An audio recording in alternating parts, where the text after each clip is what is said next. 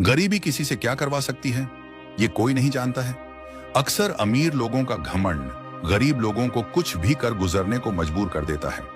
ऐसी ही एक कहानी है सूरजपुर नाम के राज्य में रहने वाले आलोक की। उस राज्य के महाराज अनिरुद्ध धर्म और न्याय से अपना राज्य चलाते थे। पत्नी महारानी कलावती भी बहुत सुंदर थी और अपने राज्य से प्यार करती थी। उन दोनों की एक बेटी थी, राजकुमारी धर्मसेना, बहुत ही सुंदर और उतनी ही बुद्धिमान। पर राजकुमारी धर्मसेना को अपनी सुंदरता और बुद्धिमत्ता पर कुछ ज्यादा ही घमंड था। वो जब भी प्रजा में अपने रथ में सवार होकर घूमती, तब प्रजा को ऐसे नजरों से देखती कि उसने उन्हें खरीद लिया हो। पूरी प्रजा उसके सामने हाथ जोड़कर जब खड़ी रहती थी, तब राजकुमारी को ऐसा लगता था कि जैसे वो पूरी धरती की स्वामिनी हो।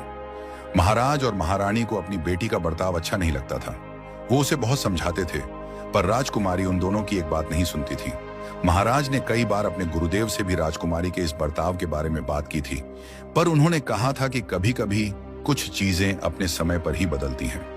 राजा, हर व्यक्ति अपने जन्म के साथ अपना भाग्य खुद लिख कर आता है और सही समय पर उसे अपनी गलतियों का बोध भी हो जाता है। उसी राज्य में रहता था एक बहुत ही गरीब लड़का, आलोक।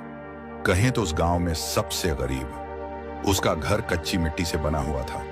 उसके पिता की कई सालों पहले ही मौत हो चुकी थी और उसके साथ उसकी बूढ़ी बीमार मां रहती थी। दोनों को मुश्किल से 2 समय का खाना नसीब होता था। आलोक पूरे राज्य में घूमकर जो भी काम मिले उसे करके अपनी मां का पेट भरता और उसके इलाज में पैसे खर्च कर देता। वो कभी किसी काम को छोटा नहीं समझता था। कभी कोई उसे गोबर उठाने को कहता तो कभी कोई कचरा साफ करने के लिए, कोई गायों को चरवाने के लिए ले जाने को कहता तो कोई उसे बर्तन मांजने को देता।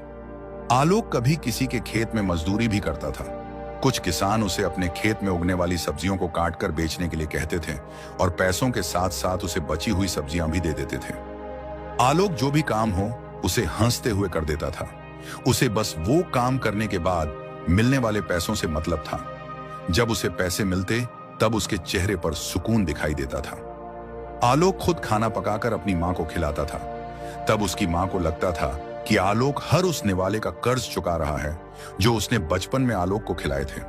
ऐसे ही दिन बीत रहे थे। घमंडी राजकुमारी धर्मसेना अपने आप में मग्न होकर राज्य में घूम रही थी।